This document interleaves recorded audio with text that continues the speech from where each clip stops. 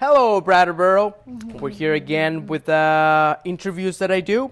So if you haven't seen the last one that I did, it's because you haven't checked up your stuff. But I do have another one with Lucilina.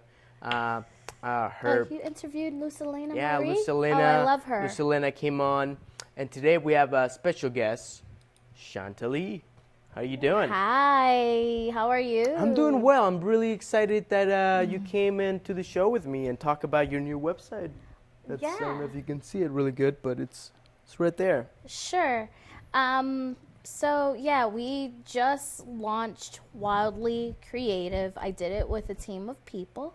A musical artist who's abroad, whose name Mina Marie, who does progressive intimate folk, and Jay Roberts, who is a web whiz and does all sorts of things. And so all three of us launched a site called wildlycreative.world. And it's a site where basically we want to inspire people to live their creative lives. Now, creativity is something that, that's cool, by the way. That sounds really good. So, but creativity is always, to me, it's one of those things that sometimes comes and goes. And I wonder what this website it's gonna help. Is it gonna help people be more creative, or? We're hoping it gives inspiration. What happens a lot of the times as we go to and fro with our regular lives, whether we are, whether you're a father, a daughter, a mother, whether you're a CEO, whether you're someone who's bagging groceries, a lot of the times we put creativity on a pedestal. Like we put it up here. We say, you know what, that's for the artists. Oh, or people say to me all the time, you're so creative, you're such an artist. I actually always make the joke that I don't have to call myself an artist. Other people do that for me. And I do many things. I'm a professional, as you know. There's so many things that I do in the world and that I have done. And what we're hoping to do is inspire. What we're hoping to do is put out the nugget. Are you, for example, there's a recent post I wrote about, are you being seduced by life? Are you being inspired by others? Is there something crawling into your bed at night and whispering to you to go? That's what we're hoping to encourage. This is not a site just for, there are certainly interviews. We have all sorts of people we've interviewed. I have one friend who just graduated law school, and she's doing this great thing of being an artist and, looking at law work and activism and holistic lifestyle. There's so many different people and so many different ways that they inject creativity. Creativity is our birthright as humans. That's how I would put it. Yeah. Well, that sounds awesome. That sounds really good. And I also agree. I think we come here to this place to be creators. We create by speaking, by writing now. Well, when they invented writing, by making, building. Even when you put your outfit together, there is this quote. It's certainly not my original idea. There's a quote that talks about everything as art. So whether you're in the kitchen and plating your food, the very act of putting your food on a plate, which I'm guilty that I don't always do that. Whether you're inviting people into your home, whether you are stepping out onto the street and you're getting dressed from head to toe, you are your blank canvas, and your life is your blank canvas, and everything around you is that. How are you going to take your brush, and how are you going to color it? Again, there's been a lot written about this. There are lots of quotes about it, but I think not everybody thinks it's accessible to live it. And so what we're hoping to do is eventually at some point even offering webinars and a way for people to really tap in to infusing their lives, to be wildly creative. Yeah. Well, that sounds, I think if we lived in a society where everybody dress as colorful as they wanted to, and which I don't know how colorful I am. I love black. We're both wearing black today and hats. We decided that it was gonna be. We wanted this. We wanted to. We planned our outfits. Exactly. That's how our creativity was. But so now you do everything, Shonta. You pretty much do. I know you. I don't know, like maybe a year since I moved here, and since then you've done. All sorts of stuff. You just did the Slow Living Summit, which that was really nice. Thank you. If you were not a part of it or heard about it, it was an amazing summit. Yeah, it's for years I've done different things like create and implement programs. I've created a couple of after-school programs, the Vision Academic Mentoring Program and Rising Stars that connects Trinity College students with middle school students down in Hartford, Connecticut. I created and implemented Planned Parenthood of Southern New England statewide internship program. It was one of the few models that the affiliate or the federation had for internships. So training interns to be activists in reproductive health and justice issues.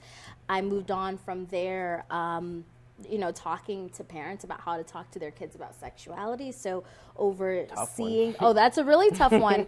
I had to build community partnerships with local government, churches, a lot of entities in New Haven and eventually Rhode Island. Went on to work with the city of New Haven, and we did storytelling. I did a whole campaign of visions of a healthier city. What's your vision of a healthier New Haven? And talking about that job was really with the city of New Haven was talking about how do we become healthier? What are the things that detract from or contribute to our health? I spent 5 months in India. I call it, it was during a moment where at the time I didn't have a job and I figured I'm going to take a break from the economy and from my country and go abroad. Fell in love with photography when I was there for 5 months. So I do a lot of things professionally. I love to create. I love to birth a lot of different things. I like to put the pieces together and see people come together, like in the recent Slow Living Summit. I was so honored that Orly Munsing asked me to be a part of that and gave me that opportunity. I also do grant writing. I oversee, I'm the Director of Development at Wyndham Child Care Association. And then I have this creative life that's stitched into all of it. I do my writing, my photography, my belly dancing, and I do media and PR work for several authors and other people in the area and abroad. So whatever dreams or ideas that people have, I guess you could say I like to tell the stories, even in my photography and my writing. And I like to help people put those pieces together and then present it and then get that reach into the world. And I've been very lucky that a lot of people, including a lot of my clients, have wanted me to be a part of their dreams and their visions. It's a very honorable position. Yeah, I mean, it's definitely an honorable thing. What else can you do better than helping people achieving their dreams and goals? It's a very honorable position, and almost daily people talk to me about either articles I've written or ideas that they had or that they had to meet me because they wanted to talk to me about something, and I am humbled by it. Almost in shock, like me. You want me to do this? Yeah, you want me to do this, and I'm always the big cheerleader. Like we're not going to try, we are going to do, and that's what I think it really is about for creativity. It's not trying, it's doing. Just go do it. Yeah. So now let's go back a little. Let's go way back. Sure. Really go back. Okay. Into my childhood. Into your childhood. Okay. Good question. And so where are you from? Okay. Where are you from? I'm originally from Hartford, Connecticut. Nice. Yeah. So that's just a little south of here, right? Well. Yep. It's right down the 91 corridor, and I grew up right in Hartford. Went to Mark Twain Elementary, which is, I think, now a magnet school. Spent all my life in Hartford. Went to undergrad, Trinity College, right in Hartford. went to grad school at the University of Hartford, where I studied business for grad, and undergrad was women, gender, and sexuality. So yeah, that's where I'm from originally. Nice. Yeah. So, when have you always been creative? Is there, or was there a point where you're like, the age explodes with creativity, or how did you start? That's a very good question. I was always a child that liked to.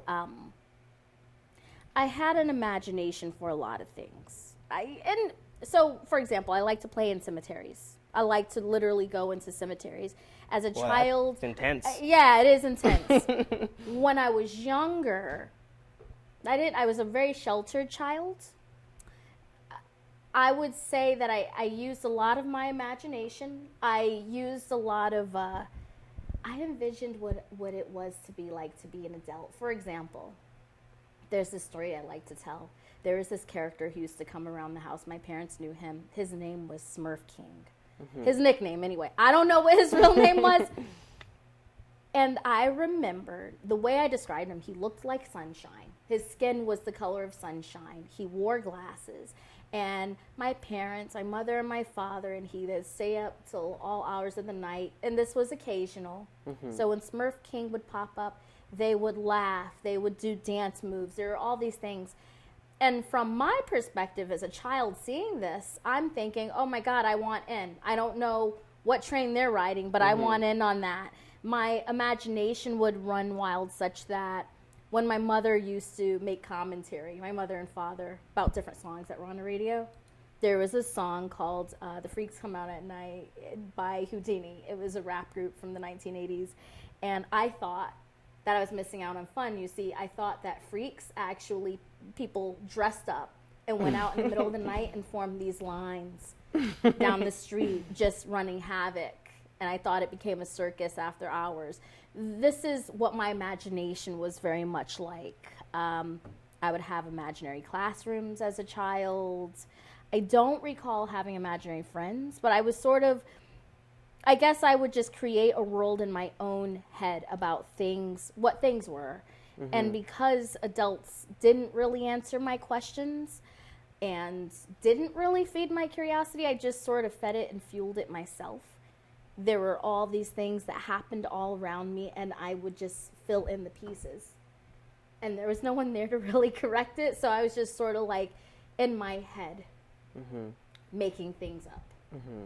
So I guess you could say that that might be where my creativity sparked. I started writing poetry when I was about 11 or 12 years old.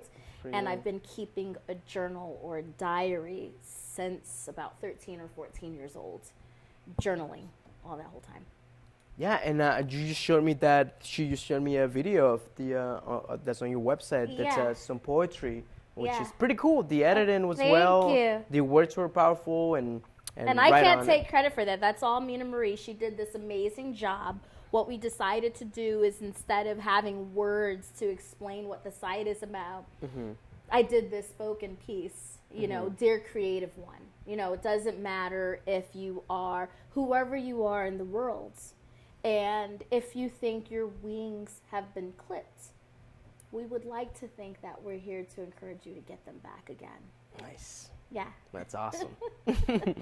So, talking about wings and stuff, you once got on a plane, like you told me, and went to, I read that you went to also Uganda, Africa as well, right? I did. I was in Uganda for 2 weeks. There's something interesting that's always happened with my life, and it's happened here in Brattleboro too. And this is leading up to the whole Uganda story. I would always, it's almost like I get to be a witness to different things that would happen, like different events or different happenings. And I would always think to myself, oh my God, that'd be so cool if I get to be a part of it. And then suddenly I am a part of it.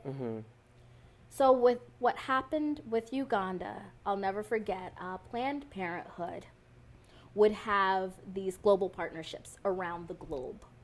And the purpose was to form these partnerships and find out more about family planning in other parts of the world, trade lessons, and then as a part of that, there would be a switch off. So they would host a delegation from the U.S., and then at some point there would be a delegation from that given country, depending on who the affiliate was, that would host them here. So ours was Uganda. I was a part of a steering group that was formed and talking about our global partnership. For a couple of years before that, I'd been, like I told you, I was overseeing that internship program I'd created, and we had global partnership as a part of it, like global reproductive health as a choice for people to intern with us about. Well, so I remember when they were talking about, oh, there's going to be a delegation from our affiliate going to Uganda. In my head, I'm thinking, that's going to be me. I was thinking, that's so cool. I don't think I'm going to be one of the people, but that's cool. So I went on vacation. And I went to Uganda back in 2007. So in 2006, I think it was August 2006, I go on vacation, come back, and I'm told that, the CEO and my supervisor at the time, they wanted to talk to me, and I'm thinking, oh no, I'm in trouble. They pull me into the office, and of course my heart is beating 1,000,000 miles a minute. I'm thinking, I'm a devil at heart. So I'm like, oh no, I did something, right? And they tell me that I get to be one of the people to go to Uganda. There was only 3 of us. 3. A board member, myself from the public affairs department, my supervisor who was overseeing public affairs at the time. And that was my first time out of the country.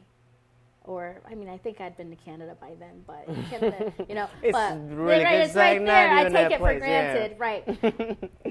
And it was also, I'd never been to a zoo in my life, and that still stands to be true. That was the first time I'd ever seen elephants, all sorts of animals in their natural habitat. And there's nothing that could take that away. But in addition to that, it was just a great experience to learn about family planning and make these connections over there. Nice. And then you went to India? Then I went to India. And funny enough, talking about kernels getting planted, when I went to Uganda, I took a camera with me. It was just a rink-a-dink little digital camera. And I snapped all these pictures and brought them back. And someone said to me, wow, I think you got a new career. I think you got a new profession. Look at these pictures. I said, no, the camera did it. I didn't do that. Yeah. India comes. And it was something, it was very interesting. That was interesting in and of itself. I was newly married at the time. So all this craziness. We both didn't have any jobs. All the things that people probably wouldn't do. Like if you have no jobs, you probably wouldn't be going to book a plane ticket to go somewhere. But we did. I treated myself to a Nikon because I said, I'm going to want to take a bunch of pictures. I don't want us fighting over the camera. Yeah. I gave him my old camera, bought myself this Nikon, went to India for 5 months, threw out the plans. I was going to do yoga certification. I quit as soon as I got there, before I even got enrolled. I was like, I'm not going to do this. Came back, 5 months, rode trains, planes, automobiles, had a rickshaw accident. It was pretty intense. Yeah. Rode an elephant. All this craziness. Was there a wild elephant? Or was it just like? Well, it wasn't wild, but it was very scary, because they're known for flipping over cars and on the road to Dehradun. Oh, just because? Well, they come out of, they're coming out of the forest, and they, the story is they flip over cars. So while I was riding this elephant, I'm just so scared. So here I am in India, wild, crazy. And I get back, and of course what I came back with, in addition to a sitar, is 12,000 photos of all these images and moments I captured in India. It was, once you get a taste of something like that, talk about feeding creativity and talk about feeding the spirit, there's really no going back from that. Yeah. So you were like, from this moment on, I'm going to take pictures of people. And it was like, it just sort of, I've always been in love with images. Ever since even when I was a little girl, and in undergrad, when we were reading stories, Margaret Mead's adventures with different tribes and things as a cultural anthropologist. I wanted to do that. I'm not going to say that it's off the table. Who knows? But I always, National Geographic, all these different images, worlds, other worlds, I think that's what I connected with. You know, I couldn't put the camera down. I still don't put the camera down. I would say India definitely was a catalyst for so many things, including, you know, falling in love with photography. Nice. Also, she's taken pictures of me. Yeah. And they're pretty cool. I wish I could Yes. show them to you. Yeah. But I can't do it. But I can appear it right here. See this picture? She took that picture of me. And not only she did take a picture of me, but then I decided it would be even cooler if I did this. And as you can see, this is a picture of like the world is ending, and this is what she did. Now let's throw it away. But anyways, yeah, thank you for taking those pictures of me. Of course. Now let's go back to my little notebook of things. All right, so you went to college for sexuality and Women, gender, and sexuality for undergrad, and graduate degree is business. So I have a business degree. nice. So how, or do you see some? I feel like sometimes sexual energy is very creative, or like it kind of Yep. brings. I agree. some of that. Do you see that kind of connection? Of course. I think I actually used very sensual language in my recent storytelling about what's seducing you. Last month, I had a conversation with a friend who's in Pakistan, and we were messaging back and forth, and he said, "Tell me about the last time you were seduced." That is very sexual charged and very sensual question. And so I thought about it, and I said, actually, as I thought about that, I don't think I ever answered his question, but it became a post on Wildly Creative. When I was 15 years old, my parents did not talk to me about the so-called, I hate that term, birds and bees, but you know, it's a phrase that people tend to use. They didn't talk to me about those things. They didn't talk to me about relationships. So I had to put the pieces together. I'd steal my mother's romance novels, hide them under my bed. There would be all these different stories I'd come across, you know, including Cleopatra unrolling out of that carpet to, you know, lure someone. I put it in my head that I wanted to seduce the world. At the time, as a 15-year-old girl, and then butting into a 21, 22, 23-year-old, you have no concept of what that really means. Yeah. What it became was a tie to the creative. What I sought to do, and how I can put it now more eloquently, I sought to seduce and be seduced by life. Anything that was calling to me, anything that I might usher in, an invitation, if you will. So I answered his question basically. I probably should tell him. He prompted this post, this story I shared about how once 15-year-old me wanted to be a seductress. I still aim to, as in the way of inviting people in creatively. I think we all should aim to be seduced and be seducers through that which we create. Doesn't mean that you have to be, you know, the next Beethoven. It doesn't mean that you're going to write the next great novel. What it means is you let even something as simple as, I don't know, a nighttime sky or air blowing across your skin just sweep you away into a moment. And I know that as life happens, as all these people say, it's difficult to let that happen, but maybe leave room to be seduced. And so to answer your question about sexual energy, we are sexual beings throughout our whole lifetimes. It's even in our expression. of what we present to the world, who we are inside, how we engage with each other, it's with us. So it's not always a negative thing, which is, of course, a stigma in our culture. And I think there's a lot more work that needs to be done even talking about that. But there is a tie to the creative. And, of course, as we know, famous stories of creativity and sexuality blurring together. Yeah. And not always nice, neat, packaged ways. True. And I think you know, if you see anybody that does anything great, you know, you see somebody that's making pancakes in a really awesome way, flipping them around. Yeah. There's this kind of, that's kind of sexy. Yeah. But it's just doing something normal. There's something provocative and inviting about it, exactly. right? And there's something juicy about it. It doesn't always mean there's something dark and salacious when we use those words and terms. Yeah. It's, you can become entranced, and your beloved actually isn't even always a person. It can be that moment, right? Where you're just entranced and encapsulated.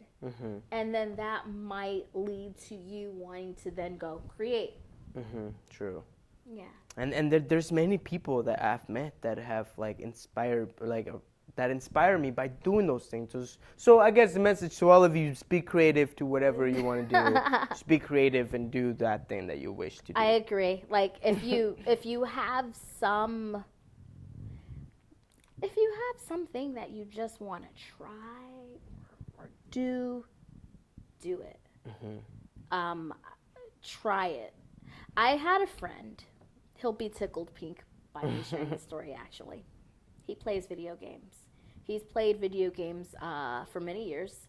I also am. I've had a long dysfunctional relationship with Mario Brothers. So I understand video games to some degree. Well, he's particularly played in these multimedia online games, MMOGs or role-playing, they're called.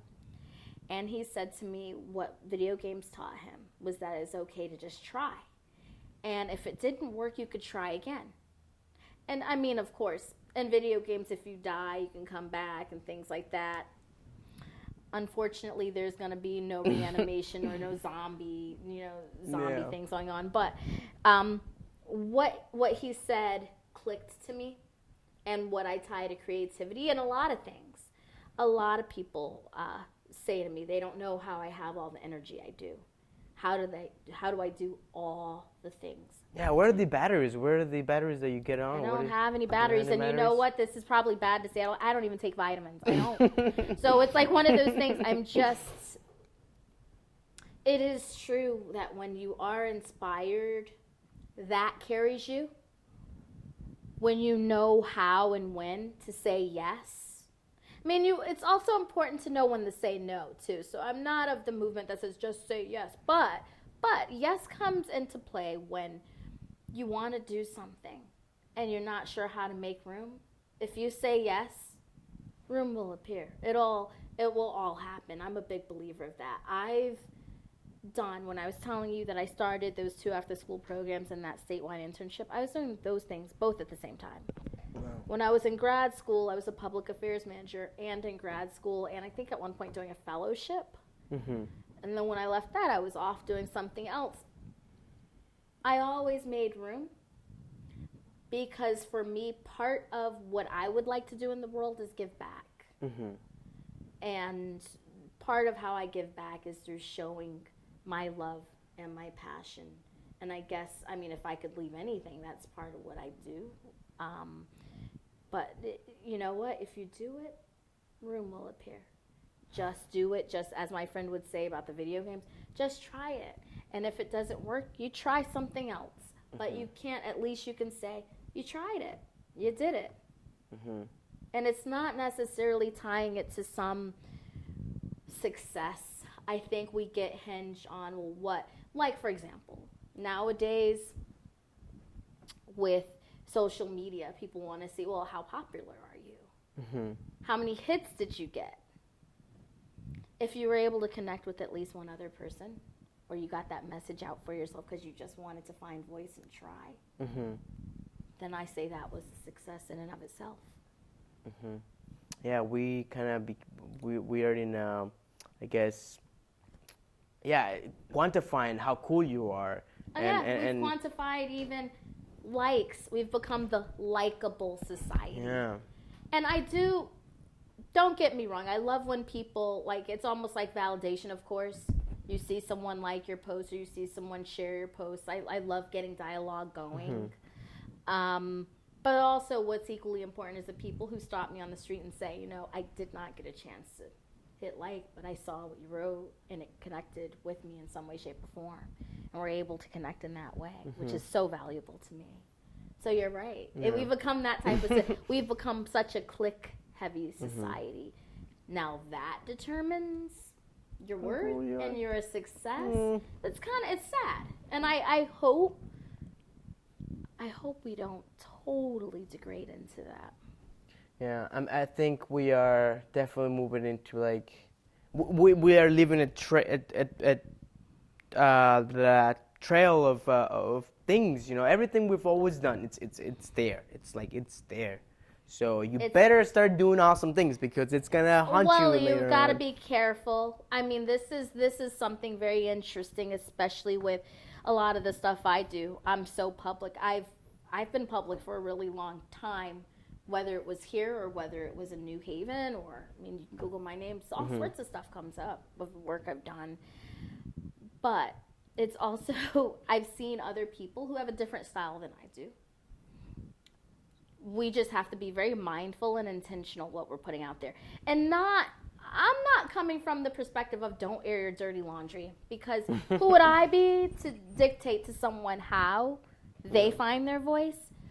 But it also is about impact. I think sadly, and I just talked about this with social media being used to public shame, or some parents now using social media to, march their kids out and teach them how to do the right thing, but it's actually being used as a shaming tool. Yeah, just crazy that some parents, like, that's crazy people would do that. Well, and I think what it is that in some cases, to the credit of some of these parents in these cases that I'm thinking about, they're fighting for not only their lives, but the lives of their children.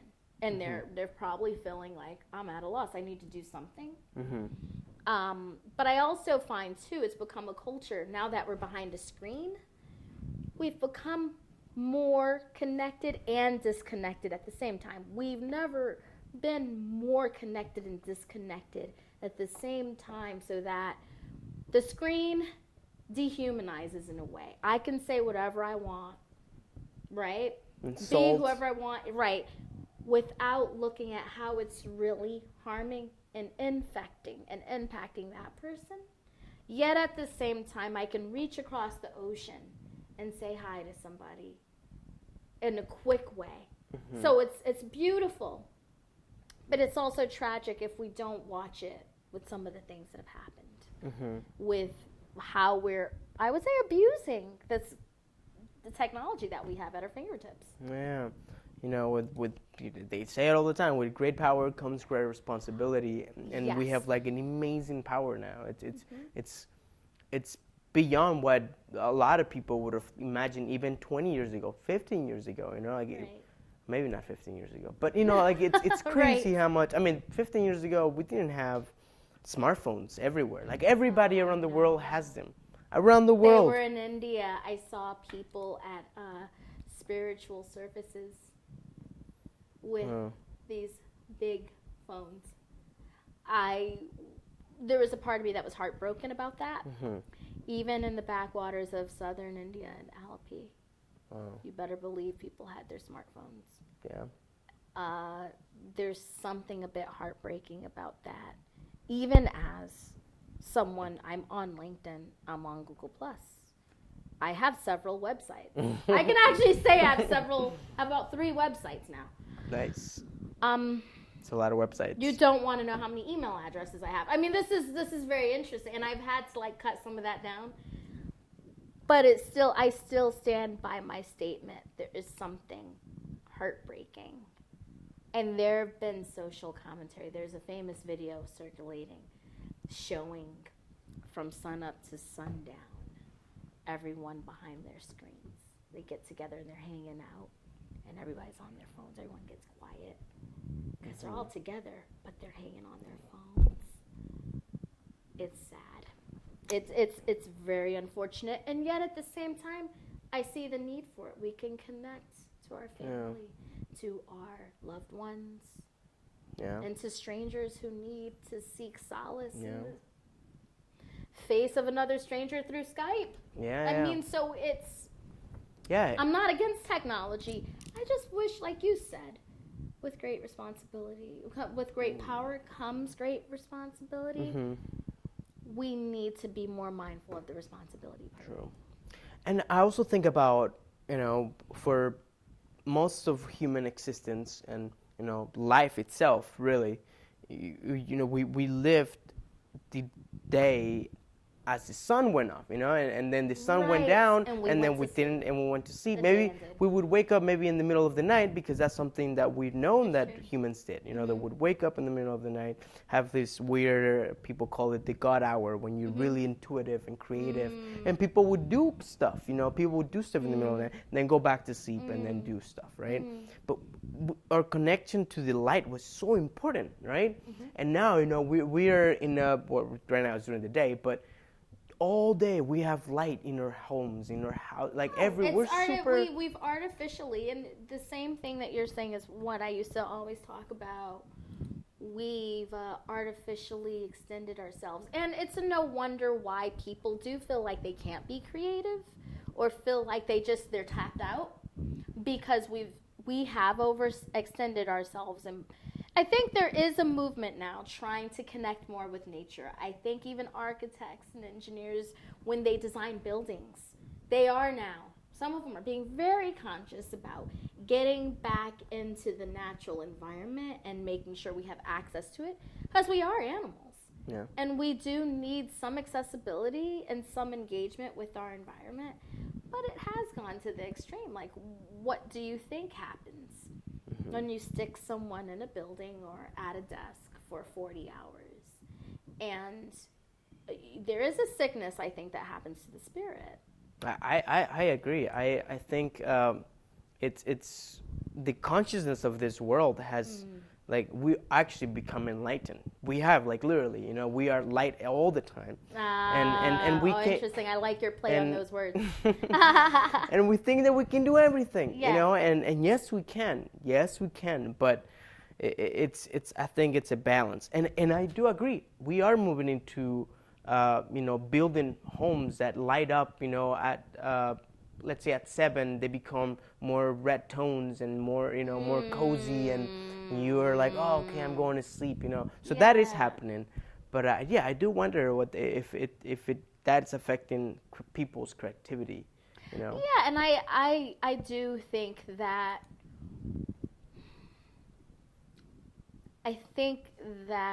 when the spirit is so heavy, and I don't mean necessarily in a religious sense or a spiritual babble sense, but I think that when we are just so mired down in our everyday, or with the health work I used to do, and we talked about, what contributed to or detracted from health.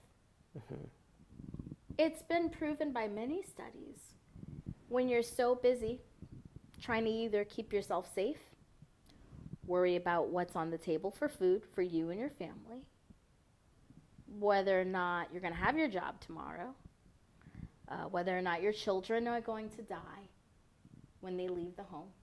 Certainly a lot of families of color and a lot of different areas worry about that.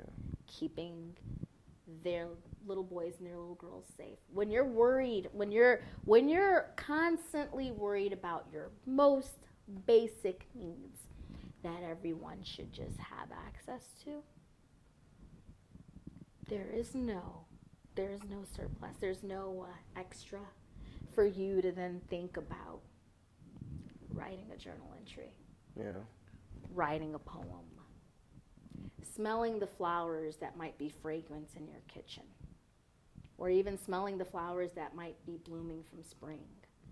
There's no time for that when you're on alarm, when there are certain chemicals pumping through your system because you see, the way we're built, we were only, for example, adrenaline, it was only to be used for us to get out of dangerous situations, move really quickly, and then calm down, right? And go back to a certain balance.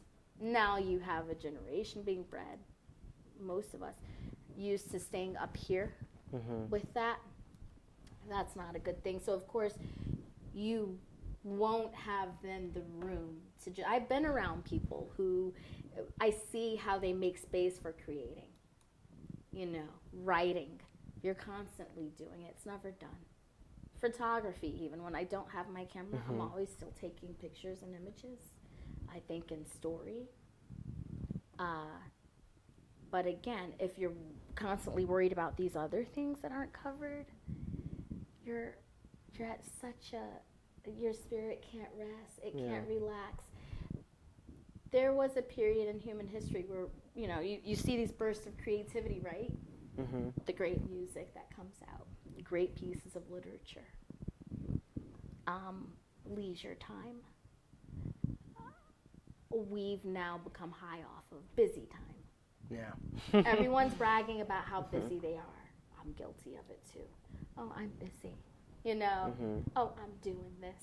And it, instead of, luckily I know I'm not a parent, so I don't, my time isn't, I'm not competing with my children and my creativity. I actually get to just focus on all my projects. So you're babies. They are. They are. That's how I mother in the world. And it means a lot to me. And something tells me that if I did, again, I don't know how it would play out, but even if there were children on deck, for me, I need it. I actually need my creativity. And we have to find a way to get that message across. That creativity, again, it is a birthright. And I stand by that statement. It feeds our spirit.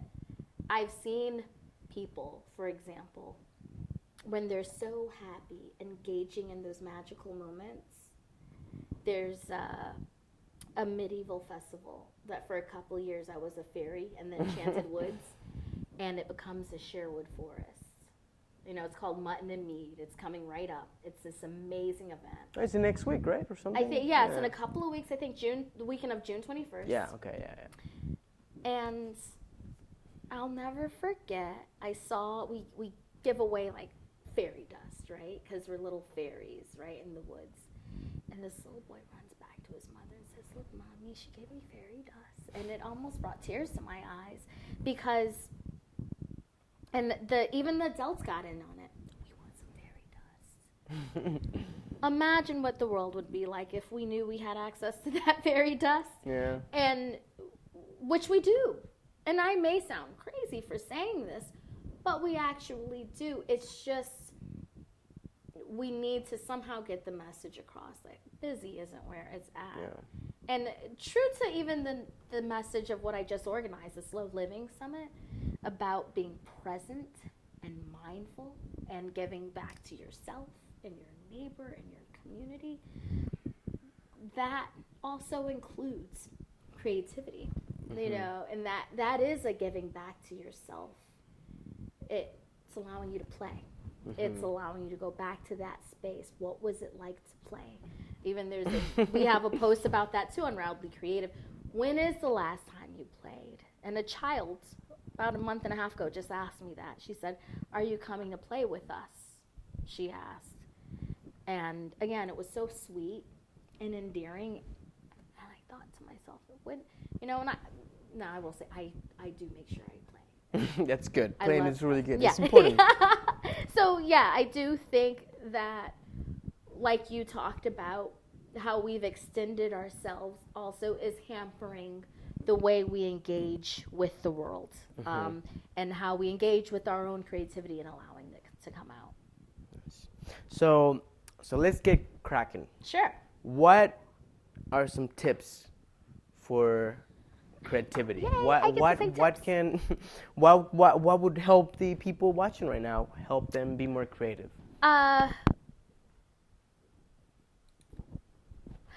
this is going to sound very funny, ironic coming from me, because anyone who sees me moving around town, they know I move like shoo.